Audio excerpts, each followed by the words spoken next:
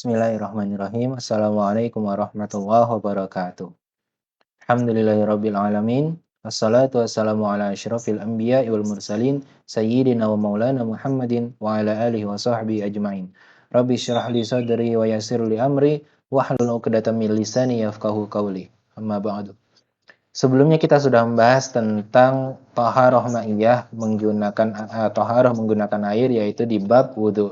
Selanjutnya kita membahas juga tentang thaharah ma'iyah thaharah yang menggunakan air di bab lain, yaitu di bab jinabah, dan thaharah turabiyah, yaitu thaharah menggunakan media debu, yaitu tayamum. Yang pertama kita bahas tentang janabah atau mandi junub, ya, mandi wajib. Secara bahasa, yaitu al-ghuslu, yaitu mengalirkan air pada objek tertentu. Sayalanul ma' ila syai'in, mengalirkan air kepada objek tertentu. Kan tetapi istilahnya atau definisinya secara istilah fikih yaitu mengalirkan air ke seluruh tubuh dengan adanya niat. Nah, dari definisi ini dapat kita filter pula mengalirkan air ke seluruh tubuh dengan adanya niat. Ini yang membedakan antara mandi biasa dan mandi wajib.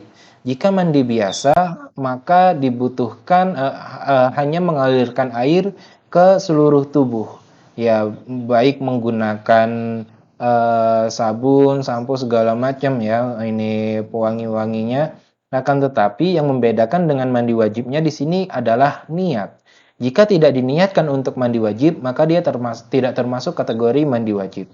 Walaupun ketika mandi biasa tadi mengikuti sunnah-sunnah mandi wajib, misalnya seperti mengalirkan air dari kepala, mendahulukan dari yang kanan, kemudian yang kiri, kemudian atadaluk atau membersihkan di sela-sela bagian yang mungkin dia itu sulit untuk dialiri oleh air. Jika tidak diniatkan untuk mandi junub atau menghilangkan hadas besar, maka dia tidak termasuk kategori mandi wajib atau mandi junub mandi junub. Dalilnya yaitu wa in kuntum junuban fattahharu, di dalam dalil yang sama dengan dalil dari wudu dan tayamum. Wa in kuntum junuban fattahharu, jika kalian berada dalam keadaan junub, maka bersucilah. Faktor yang mewajibkan mandi junub. Yang pertama yaitu keluar mani. Keluar mani baik itu ketika berhubungan maupun tidak berhubungan. Kalau tidak berhubungan seperti ketika ketika tidur mimpi basah istilahnya, ya. Walaupun tidak mimpi apapun, ketika bangun ternyata ada bekas dari mani tersebut, maka itu adalah salah satu bukti bahwa adanya keluar mani, maka itu wajib untuk mandi junub. Kemudian jima atau berhubungan suami istri. Kemudian orang yang meninggal juga harus dimandikan, mandinya itu mandi junub, mandi wajib. Kemudian setelah haid dan setelah nifas, bagi perempuan wajib untuk mandi. Kemudian setelah lahiran juga. Nah, itu secara umum pembahasan tentang mandi junub. Jadi yang membedakan antara mandi junub dan mandi biasa adalah niat yang membedakan. Itu tadi seperti yang kita bahas sebelumnya di bab wudu, salah satu rukun wudu adalah niat. Nah, kita membahas niat di sana fungsinya apa. Nah, salah satu fungsi dari niat adalah membedakan antara perbuatan biasa dengan ibadah. Membedakan antara mandi biasa dengan mandi wajib. Oke. Selanjutnya kita membahas tentang tayamum.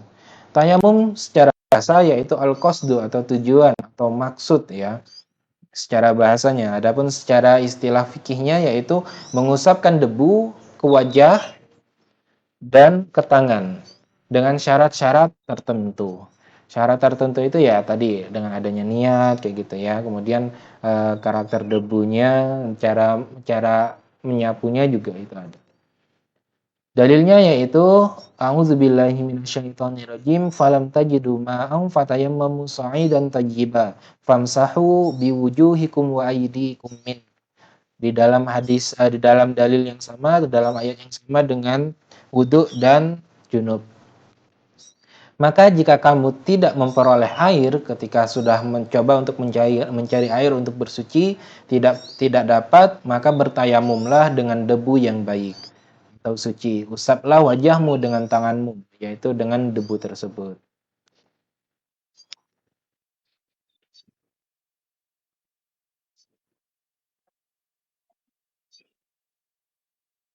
Nah, syarat-syarat tayamum yaitu sama seperti syarat wudhu tadi, sebagian seperti Islam, mumayyiz, kemudian diawali dengan menghilangkan najis pada badan. Tentu kita harus menghilangkan najis pada badan dulu. Jika di badan kita ada najis, maka dibersihkan terlebih dahulu. Karena tidak ada air mungkin, maka dibersihkan dengan media lain yang dapat menghilangkan ain atau zat dari najis tersebut. Kemudian tidak ada penghalang antara debu dan anggota badan yang diusap, seperti halnya wudhu tadi ya.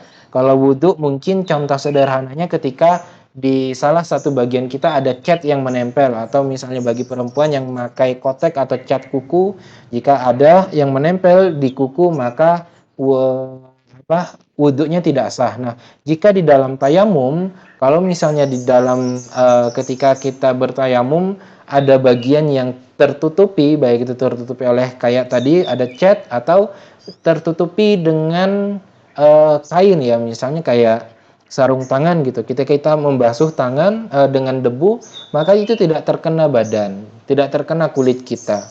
Harus dibuka dulu. Kalau misalnya wudhu mungkin walaupun pakai sarung tangan yang kain tentunya ya, itu kemungkinan besarnya ya akan masuk meresap. Tapi lebih baik tentu dibuka agar lebih pasti. Kembali lagi ke kaidah fikih tentang ibadah, al-ihtiyatu fil ibadah wajib atau matlub. Kehati-hatian dalam beribadah itu sangat diminta, sangat diperhatikan sekali. Maka itu harus terpenuhi. Masuk waktunya sholat. Nah, tayamum ini salah satu syaratnya yaitu masuk waktu sholat. Ada pendapat dari salah satu madhab yang mengatakan tidak wajib masuk waktu sholat. Tapi pendapat jumhur karena ini adalah salah satu rukhsah, maka harus masuk dalam waktu sholat biar lebih pasti gitu ya. Adanya uzur yang membolehkan untuk tayamum. Uzur yang membolehkan untuk tayamum misalnya sudah mencari air tapi tidak ketemu juga, maka boleh tayamum. Atau anggota tubuh yang seharusnya dikenakan atau dialiri oleh air wudhu itu ada yang sakit atau tidak mungkin untuk dikenakan air, maka boleh diganti dengan tayamum. Atau misalnya dia sakit dalam keadaan divonis oleh dokter ini nggak boleh kena air, dingin sedikit aja kena air itu bisa membahayakan, maka itu boleh wudhu. Ada usaha untuk mencari air sebelum bertayamum. Nah, itu tadi harus ada usaha untuk mencari air, karena tadi di dalam ayatnya juga dikatakan falam tajidu ma'an, jika belum mendapatkan air. Nah, artinya di sana sudah ada usaha untuk mencari air. Tidak ada lagi darah haid dan nifas bagi perempuan. Ini yang tadi harus diawali dengan menghilangkan najis pada badan. Harus dihilangkan najisnya, tidak ada lagi darah haid dan nifas, dan artinya dia sudah benar-benar suci. Rukun tayamum yaitu pertama dengan adanya niat. Mengusap wajah dengan debu. Jadi debunya itu. Nah, yang kedua yaitu mengusap wajah dengan debu. Mengusap wajah dengan debu, kita ambil debu di bagian tertentu, misalnya di sini ada pendapat yang mengatakan boleh diambil debu tersebut dari benda apapun yang kemungkinan melekat debu di dalamnya. Partikel-partikel debu itu melekat di sana. Jika tempatnya itu suci, maka boleh diambil debunya. Ada yang mengatakan seperti itu. Ada pula pendapat yang mengatakan bahwa debu yang dimaksud adalah turab. Turab yaitu diambil dari semacam tanah yang kering seperti itu ya. Jadi pendapat yang paling fleksibel ya, itu adalah pendapat yang mengatakan boleh diambil dari bagian objek tertentu yang dimana dia itu melekat partikel-partikel debu seperti itu, partikel yang suci, misalnya kayak di sofa gitu ya, misalnya. Kalau misalnya kita dalam perjalanan berangkat misalnya ya, di kursi mobil penumpang depan kita diambil, melekat, kemudian kalau misalnya debunya itu banyak melekat di tangan, misalnya kita ngambil dari tanah tadi, maka diringankan debunya. Maksudnya itu ditipiskan dengan cara dijatuhkan seperti ini. Bukan ditiup. Kalau ditiup itu makruh, nggak boleh seperti itu. Jadi cukup dijatuhkan seperti ini. Kemudian mengusap wajah dengan debu. Seperti halnya batasan wajah dalam wudhu ya. Man batu sya'ru sampai ke sini tadi. Jadi seperti ini. Kemudian sampai ke bawah, nih jempolnya ke bawah. Dan ini diakhiri dengan ditutupi bagian hidung. Seperti itu.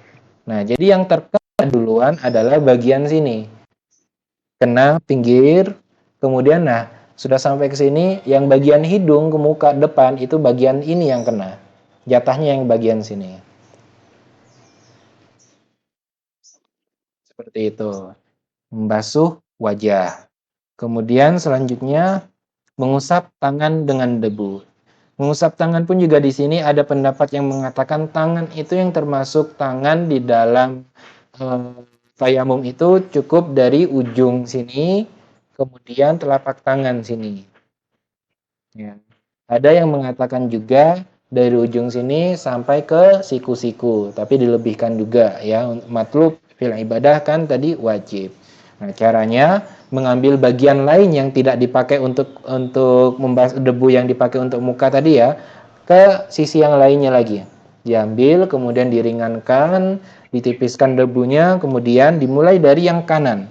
Kan tadi kita ambil dua tangan, dua telapak tangan. Nah, ini untuk yang bagian kiri, yang ini untuk bagian kanan. Dimulai dari yang kanan, diambil dari ujung sini, bagian belakang. Tempelkan seperti ini. Nah, di sini ada dua bagian. Kalau dalam dalam muka tadi kan bagian sini itu untuk bagian pinggir muka, kemudian yang bagian sini selanjutnya ini untuk bagian muka bagian tengah, bagian depan ya. Kalau misalnya dalam tangan dibagi dua juga. Dibagi dua seperti ini. Nih, yang bagian sini untuk yang pertama, yang sini bagian yang kedua. Prakteknya gini. Seperti ini. Terus kalau misalnya yang sampai marofik sampai apa siku-siku tadi ya, gini, ketika sampai di sini diputar. Nah, ini jatahnya yang bagian kedua. Bagian kedua jatahnya di sini. Nah, sampai ke jempol lagi. Ini. Jadi yang sini jatahnya sini nih. Nah, berapa kali? Cukup sekali tadi ya. Kemudian yang kedua tadi sama seperti yang tadi, diambil yang kanan tugasnya sama. Sampai melebihi dari siku-siku. Ya, seperti itu. Dan itu dilakukan berurutan. Yang membatalkan tayamum, yaitu pertama, semua yang membatalkan wudhu itu membatalkan tayamum pula. Kemudian, melihat air sebelum masuk waktu sholat. Karena kita kan tadi ketika mencari air nggak ketemu, mau sholat mencari air nggak dapat, nggak ketemu, kemudian kita tayamum. Kenapa? Karena tidak ada air. Dan itu belum dalam keadaan sholat, ternyata kita lihat air, maka wudhu, tayamumnya tadi itu batal. Harus wudhu untuk melaksanakan sholat. Kemudian murtad. Yang terakhir, panjangnya durasi antara tayamum dan sholat ini, ada pendapat yang mengatakan bahwa jika ada jeda yang panjang antara tayamum dengan sholat, maka tayamumnya itu tadi batal. Karena menurut pendapat itu mengatakan bahwa at-tawalli atau berurutan langsung dari tayamum dengan sholat. Itu tawalli atau urutan langsung dari tayamum dengan sholat adalah syarat dari tayamum. Ada yang mengatakan gitu. Jika itu adalah salah satu syaratnya, maka durasi yang panjang, jeda panjang antara tayamum dengan sholat itu membatalkan tayamum. Tapi memang tayamum itu lebih baik ketika masuk waktu sholat, tayamum kemudian sholat. Seperti itu. Oke, saya rasa cukup pembahasan kita tentang tayamum dan tentang mandi junub ini. Syukron. Assalamualaikum warahmatullahi wabarakatuh.